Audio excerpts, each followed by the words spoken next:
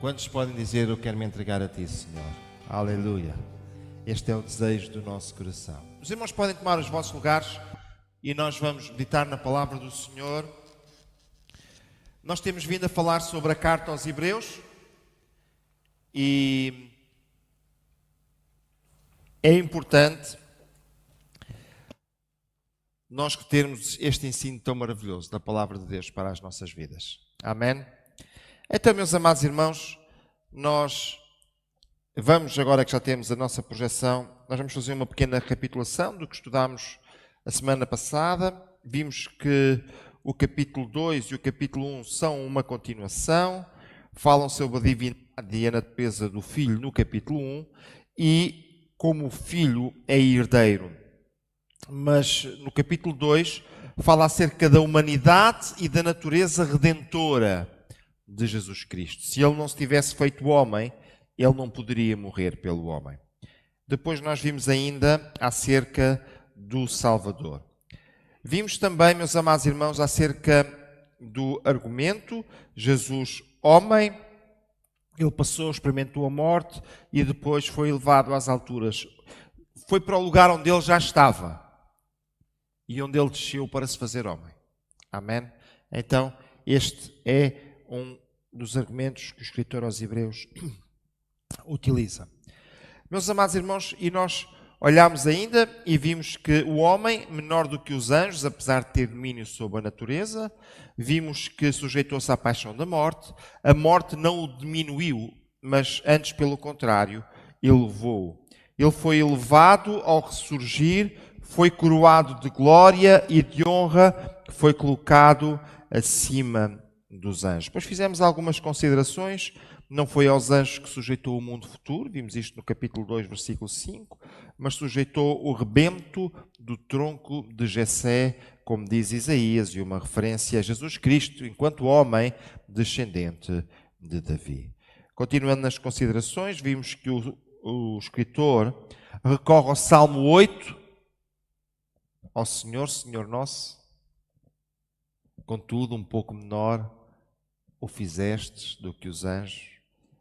Deus que criou todas as coisas deu domínio ao homem sobre a criação. Esse domínio perdido no Éden foi assumido apenas por Jesus. Ele apresentou-se como o homem perfeito. A Bíblia fala muitas vezes no varão perfeito. E depois vimos Jesus o igual nas aflições, nas tentações, na morte, e vimos que Ele se apresentou igual a nós, para nos poder representar na cruz do Calvário. Se fosse diferente, não podia ser. Amém? Em tudo foi tentado, mas sem pecado. Passou pelas mesmas aflições que nós.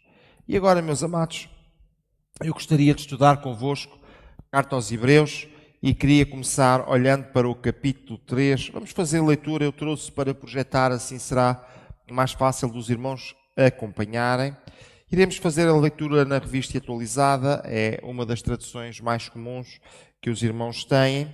E então nós encontramos o texto que diz o seguinte: Por isso, santos irmãos que participais da vocação celestial, considerai atentamente o apóstolo e sumo sacerdote da nossa confissão, Jesus, o qual é fiel àquele que o constituiu, como também o era Moisés em toda a sua casa.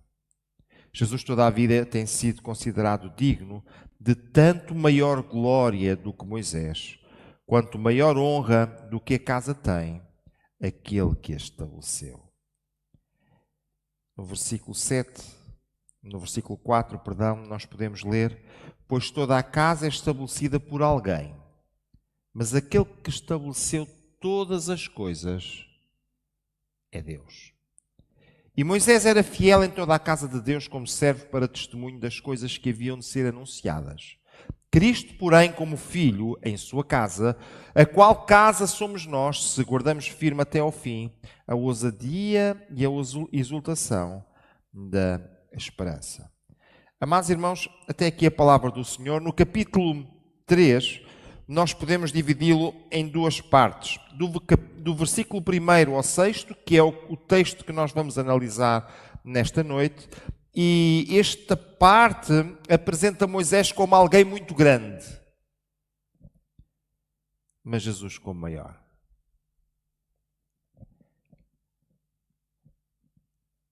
No final deste estudo hoje, nós vamos ver uma controvérsia. Por um lado, o escritor aos Hebreus vai buscar Moisés para comparar Jesus por ele ser muito grande. E depois vai dizer que não dá para comparar com Moisés, porque afinal Moisés não é tão grande. Mas Moisés é o maior. Mas Jesus é muito acima desse maior que é Moisés. E por isso ele não consegue comparar. Vamos ver isso no final do nosso estudo. No versículo 7 ao versículo 19, nós encontramos uma exortação sobre o endurecimento do coração. Querendo a Deus, iremos meditar neste texto na próxima semana, se o Senhor o permitir. No capítulo anterior, o escritor descreveu Jesus como sumo sacerdote. Mas não o tinha comparado com Arão. Arão era sumo sacerdote. Agora, ele vai compará-lo com Moisés. Mas se os irmãos virem o texto que nós lemos, ele fala acerca de Jesus, logo no primeiro versículo, como apóstolo e sumo sacerdote. As duas coisas. Então, meus amados irmãos e prezadas irmãs, olhemos atentamente para este texto e vamos tentar perceber aquilo que podemos aprender dele nesta noite. Este versículo 1, ele começa com uma pequena palavra que serve apenas para ligar o capítulo 3 com o capítulo 2. Veja comigo. Trouxe algumas traduções para os meus amados irmãos verem. A Revista e Corrigida, a tradução mais clássica, mais comum entre nós, utiliza a expressão pelo que. Por exemplo, a que eu li hoje, a Revista Atualizada, utiliza a expressão por isso. E, por exemplo, a Nova Versão Internacional utiliza a expressão portanto. E esta palavra, ela tem apenas uma função. Ela liga ao capítulo 3, ao discurso imediatamente anterior sobre a unidade que Jesus tem com os seus irmãos. Juntos, eles pertencem a uma família, a família de Deus. Então, meus amados irmãos, nesta ligação do texto, nós podemos ver que o escritor segue a mesma linha de pensamento. Mas agora, ele já não vai continuar a comparar Jesus com os anjos, mas ele agora mudou e vai passar a comparar Jesus com Moisés. Bem, Moisés era tido para os judeus como o maior de todos os homens. Os irmãos sabem que Moisés foi realmente alguém muito importante. Deus usou Moisés de uma forma extraordinária. Mas sabe uma coisa? Ele tinha um objetivo: chegar à terra prometida. E ele não cumpriu o objetivo. Se calhar precisamos de perceber que mesmo o maior de todos os homens tem falhas, tem fraquezas. Ele não chegou por causa de falhas e de fraquezas. Mas quando o escritor apresenta Jesus, ele apresenta sem fraquezas, sem falhas, porque Jesus é perfeito. Amém, aleluia. Então, nós olhamos e vemos que Moisés foi mediador por quem Israel recebeu a lei, a aliança, o tabernáculo, o culto e a identidade nacional. Olhemos rapidamente para estas 4 coisas. Através de Moisés, eles receberam a lei. E não me estou a referir apenas aos 10 mandamentos, porque a lei é muito mais extensa do que isso.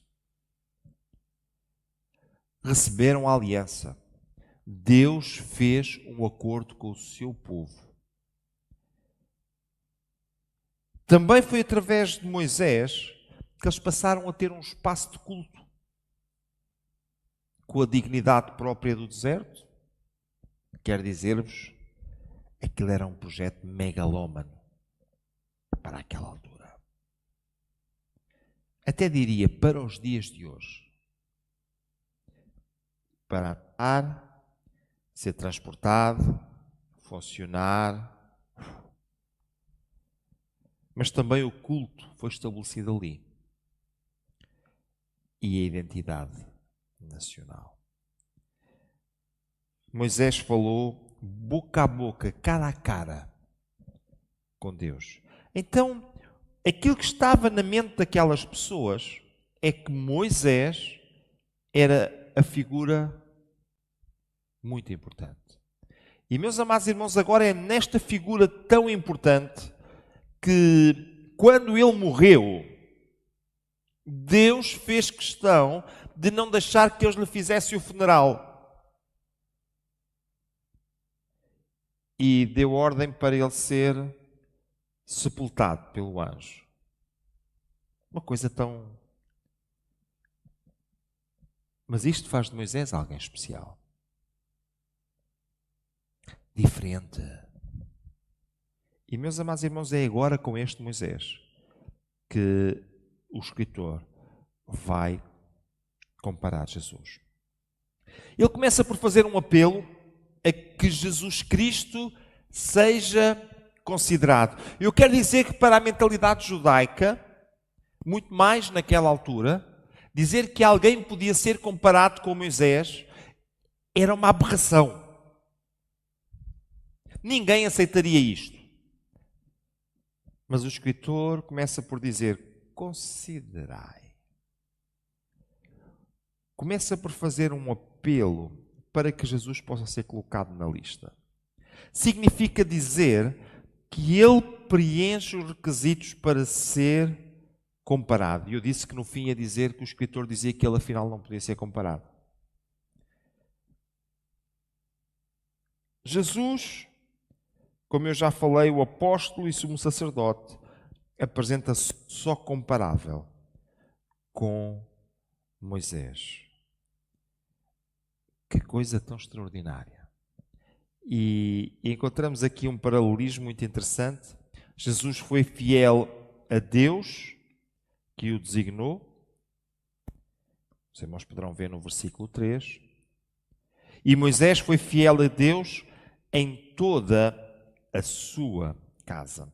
Bem, a ideia de casa não se refere a um edifício, mas sim à família. Se os irmãos estão lembrados, por exemplo, quando o apóstolo Pedro, lá no livro de Atos, ele fala para aquelas pessoas, ele refere-se a eles como a casa de Israel. Saiba, pois, com certeza, toda a casa de Israel, toda a família de Israel, todo o povo. E agora, ele diz que Moisés foi fiel a Deus em toda a sua casa. Não se refere ao edifício. Moisés foi fiel ao ministrar ao povo de Deus lá no deserto. E Jesus foi fiel a Deus que o designou. Tentemos perceber um pouquinho aqui mais. O texto aqui fala-nos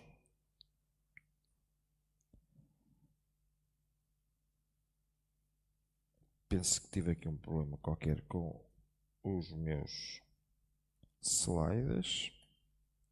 Ok, acho que está resolvido.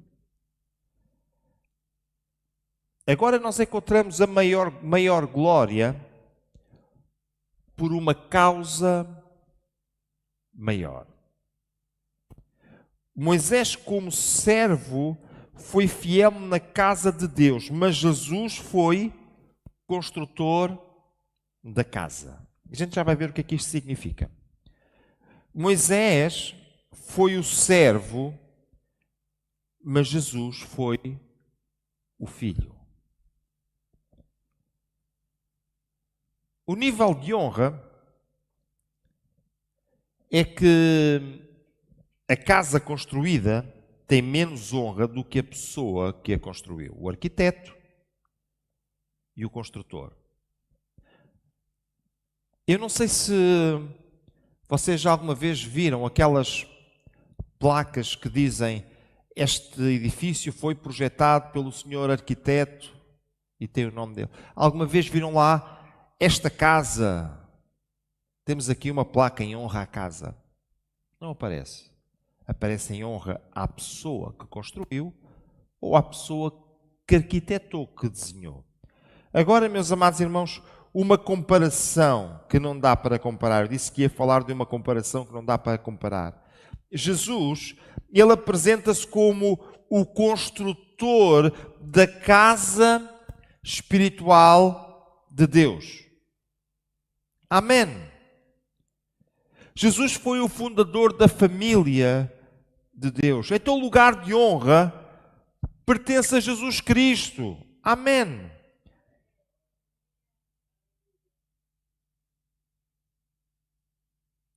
Jesus Cristo é o único que está sentado à direita de Deus. E agora Moisés, na casa que o construtor Jesus construiu, ele é o servo fiel na casa de Deus. Moisés pertence à família fundada por Deus. E Moisés tem a honra de o ser fiel a Deus. Mas Jesus, ele foi exaltado acima de todo o nome que se nomeia. Aleluia! Então, meus amados irmãos, prezadas irmãs, não dá para comparar.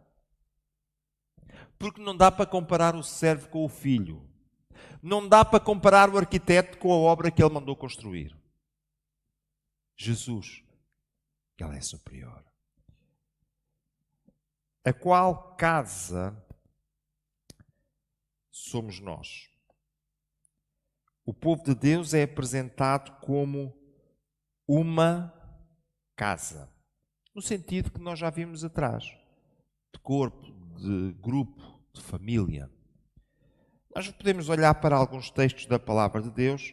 Na carta aos Hebreus, capítulo 3, e no versículo 6, diz: Cristo, porém, como filho em sua casa. A qual casa somos quem? Podemos ler juntos? A qual casa somos? Nós. Acha que se está a referir a paredes? Olhe lá para si e veja se tem algum pedaço de tijolo. Não. Está-se referindo à família de Deus. E nós já vamos ver um bocadinho mais à frente, porque fala aqui: se guardarmos firmes até ao fim a ousadia e a exultação de esperança. Vamos ver o que é que isto significa já a seguir. Na primeira carta de Pedro, no capítulo 2 e no versículo 5, eu tenho o texto ali para que os irmãos possam ler.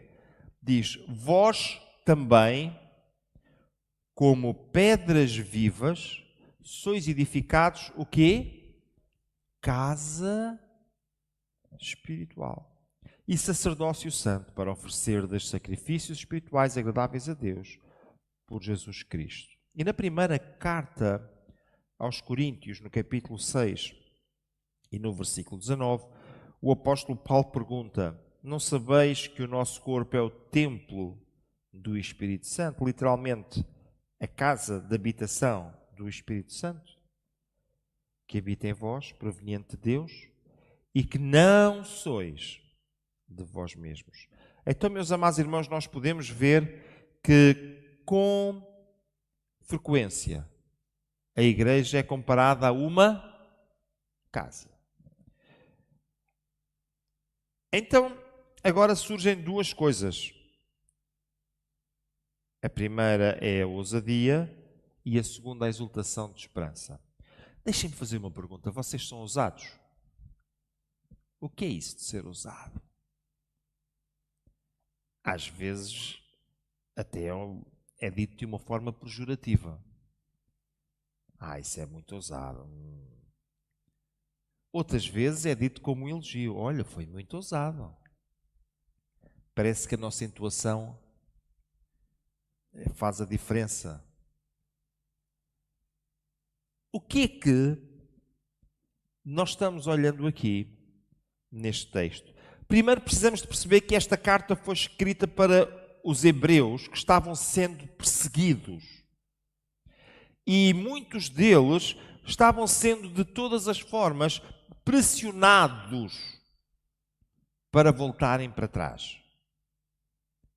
E agora, o escritor diz, atenção, é qual casa somos nós, mas precisamos de ter ousadia para não voltar para trás e resistir.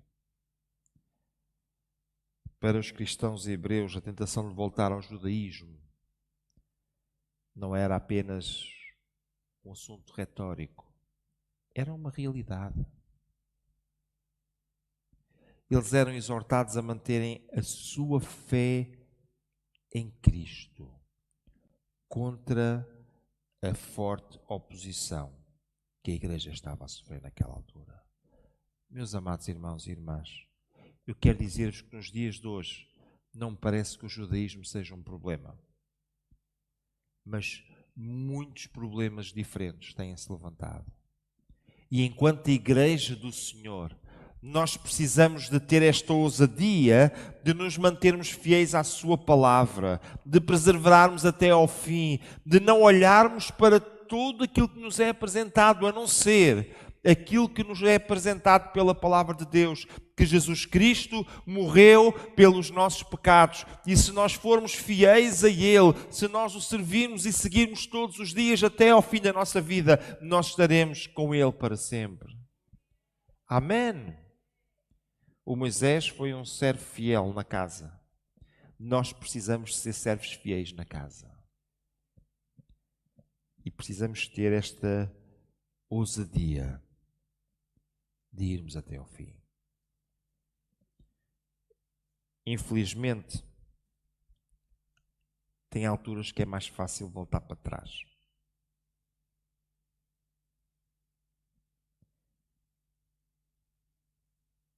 Mas sabe uma coisa? Para Jesus também tinha sido mais fácil voltar para trás. A cruz não era exatamente uma coisa fácil. Mas Ele foi até ao fim. Porque Ele nos amou. E agora que Ele comprou para nós esta tão grande salvação, esta tão grande salvação que Ele comprou na cruz do Calvário, vamos perdê-la por qualquer coisa? Não. Vamos olhar para a frente. Vamos olhar para Jesus. Vamos olhar com ousadia. E sempre que apareceram as dificuldades, os problemas, vamos dar mais um passo. Aleluia! Até chegarmos à presença de Deus. Olha, e precisamos de guardar a exultação da esperança.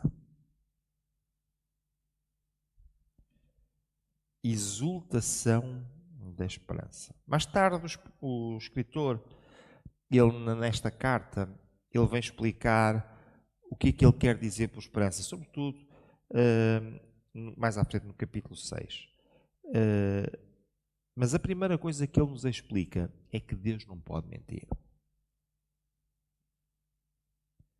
Você pode ouvir tudo o que Deus tem para lhe dizer, porque se é de Deus, é verdade. Amém? Olha, se é das pessoas, pode ser ou não verdade. Se é de Deus, sempre é verdade. Segunda coisa,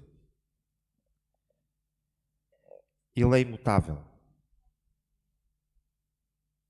Deus é imutável. Isso é bom ou é mau?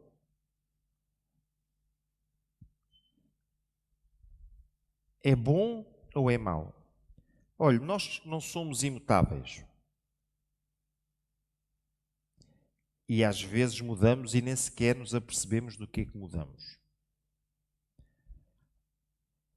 Se eu tivesse chegado aqui há uma dúzia de anos atrás, eu já tinha lá ido ao morro acima, lá que fica de frente para a Quinta do Rei.